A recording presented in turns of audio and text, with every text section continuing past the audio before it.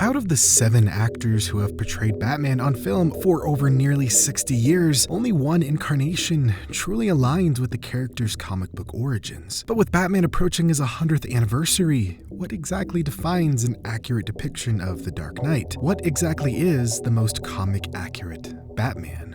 Batman has evolved through countless iterations since his first appearance in Detective Comics number 27 in 1939. Initially, he was a grim, pulp-inspired vigilante who wasn't afraid to use a gun or occasionally kill criminals. This early incarnation was closer to the noir heroes of the time, that being hard-boiled, relentless, and morally ambiguous. However, as Batman's popularity grew, his character was redefined. By the mid-1940s, he adopted a strict moral code, including his now iconic no-kill rule, changing him into a symbol of justice, not vengeance. The Golden Age Batman was rough around the edges, but the Silver Age Batman, emerging in the 1950s and 60s, became lighter, more fantastical, and extremely campy. This era introduced colorful villains, outlandish scenarios, and a brighter, more whimsical Gotham. The shift in tone that defined the Silver Age was largely influenced by the establishment of the Comics Code Authority in 1954, which, perhaps, was the most significant factor in Batman's tonal shift. In the early 1950s, comic books came under heavy scrutiny from parents, educators, and even the US government for their supposed influence on juvenile delinquency. In response to public outcry, the comic book industry self-regulated by establishing the Comics Code Authority. This code imposed strict guidelines on content, banning graphic violence, horror, sexual innuendo, and criminal behavior that might appear sympathetic. As a result, publishers were forced to tone down their stories considerably. For Batman, this meant eliminating his darker, grittier elements and embracing more family-friendly narratives. By the 1970s, under the writings of Dennis O'Neil and the art of Neil Adams, Batman began to return to his darker roots. Gotham became a much more dangerous place and Batman more introspective, transforming into the detective noir figure we know today. The Dark Knight of the Bronze Age and Modern Age comics, especially after Frank Miller's seminal The Dark Knight Returns, cemented Batman as a grim, brooding character who struggled with his inner demons, dealt with complex moral dilemmas, and operated in a world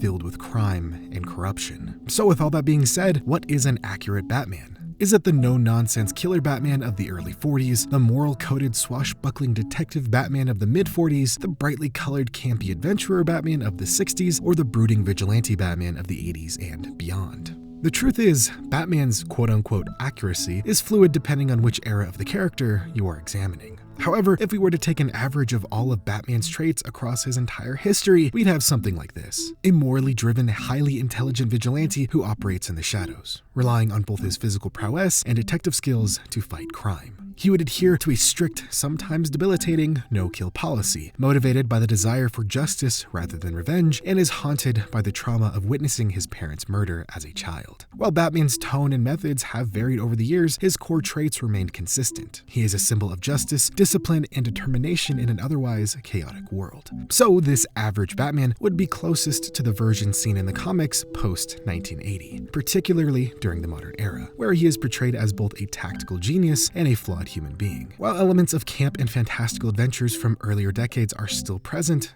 somewhat, they are often refined to support the darker, more psychological exploration of the character. So we now have a list of the average traits Batman should have, that being morally driven, intelligent, does not kill, and he's someone who balances a life of crime fighting with the emotional toll of his past. With these average traits, we can now judge all live-action incarnations to uncover the closest comic-accurate depiction of Batman on the silver screen.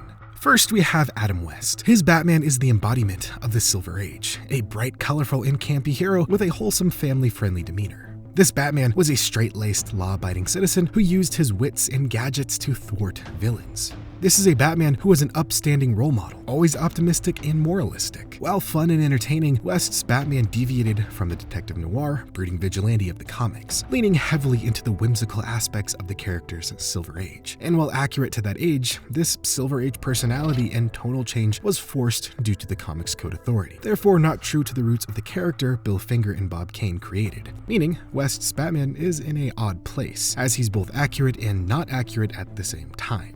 Next, we have Michael Keaton. His depiction of Batman in Tim Burton's Batman and Batman Returns brought the character back to his darker roots. Keaton's portrayal tapped into the gothic noir aesthetics of Gotham, with a moody, introverted Bruce Wayne who felt more like the emotionally scarred vigilante from the comics. However, Burton's interpretation diverged from Batman's no-kill rule, as this Batman was seen killing enemies on more than one occasion. While Keaton captured the brooding intensity of Batman, his willingness to cross the moral line by taking lives marked a significant departure from the core comic book portrayal. Val Kilmer's Batman in Batman Forever tried to walk a fine line between the gothic elements of Burton's films and the campy, family-friendly tone that the studio wanted to reintroduce. While Kilmer's portrayal offered a more introspective Bruce Wayne, haunted by his parents' death, the film leaned heavily into neon-soaked action and over-the-top villains. Kilmer's Batman retained a bit more of the character's detective skills, but lacked the gritty intensity of the comic version, leaning instead toward a lighter tone, much like the Silver Age. George Clooney's Batman in Batman and Robin is widely regarded as a misstep in the character's live-action history. This version leaned fully into the camp, abandoning any psychological depth for a more cartoonish, brightly colored take. Gotham was no longer the dark, brooding city of previous films, and Batman himself was reduced to a quippy, gadget-loving superhero who lacked any real emotional or moral complexity. Clooney's portrayal is arguably the farthest from the source material, embodying the Silver Age without the balance of the grit or depth. Also, it's worth mentioning, Keaton, Kilmer, and Clooney are all technically playing the same version of the character in the same continuity. Therefore, since they are all the same character, since Keaton killed, this version of Batman is/was a killer and is a departure from the average Batman in the source material. Next, we have Christian Bale's Batman in the Dark Knight trilogy. This Batman is often celebrated for his depth and complexity, aligning closely with the modern-age Batman from the comics. This portrayal of Bruce Wayne explores his character as a deeply flawed individual driven by guilt and anger. However, Bale's Batman does have notable deviations from the comic's average depiction. In Batman Begins, he allows Ra's al Ghul to die, choosing not to save him from the crashing train. While Batman does not directly kill Ra's, the decision to leave him to his fate can be interpreted as a breach of the no-kill rule. Furthermore, in The Dark Knight, Batman directly causes the death of Harvey Dent when he tackles him off a building ledge, resulting in Dent's death. This action, intended to save Gordon's son, still contradicts Batman's strict refusal to kill, even in extreme situations. These instances illustrate that while Bale's Batman captures much of the tactical genius and emotional complexity of the character, his actions reflect a more nuanced approach to this no-kill principle. Consequently, Bale's portrayal, though closer to the modern-age Batman in many respects, does not align with the comic book's most rigid interpretation of Batman's moral code. And speaking of ignoring that rigid moral code, we have Ben Affleck's Batman. In Batman v Superman: Dawn of Justice and Justice League, we see a much darker approach to the character, presenting an older, more cynical version. Affleck's Batman is physically imposing, skilled in combat, and highly tactical, but his portrayal raises questions about Batman's no-kill rule. This version of Batman is seen killing criminals in almost every single fight scene he's in, doing away with his no-kill rule as a way to, and I'm quoting Zack Snyder here, avoid the risk of becoming irrelevant. While Affleck's Batman embodies this brute force side of the character, his willingness to kill creates a stark departure from the comic Batman's rigid moral code. Despite this, his portrayal does capture the essence of a world-weary, battle-hardened Dark Knight who has been shaped by many years of fighting crime. And finally, we have Robert Pattinson's Batman. The Batman represents a return to the detective noir roots of the character. His portrayal focuses on Batman's early years as a vigilante, depicting him as a flawed, obsessive, and introspective figure. Pattinson's version leans heavily into the detective noir aspects, solving riddles and investigating Gotham's criminal underworld, all while struggling with his own identity as Bruce Wayne.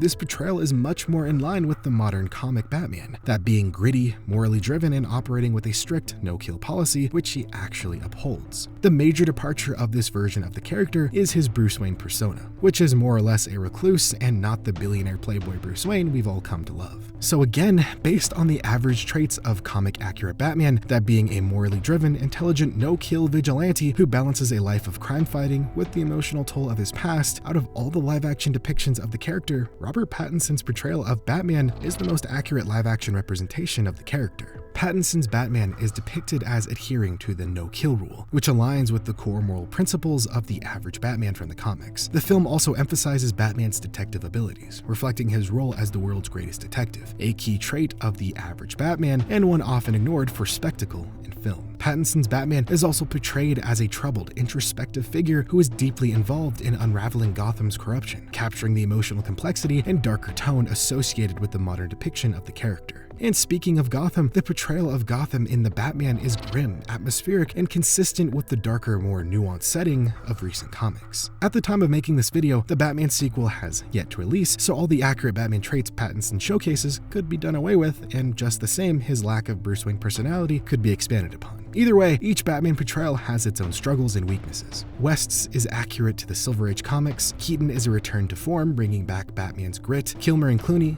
are there. Bale brings Batman's complexity to the forefront, and Affleck showcases Batman as a physically imposing and highly tactical brute of a fighter. But in the end, Pattinson's version aligns closely with the modern nuanced depiction of Batman seen in the comics since the 1980s. While Matt Reeves has expressed his desire to keep his version of Batman grounded and gritty, if he were to embrace a handful of fantastical elements as well as develop the Bruce Wayne persona a bit, then this version of Batman would be the closest one-for-one recreation of the character.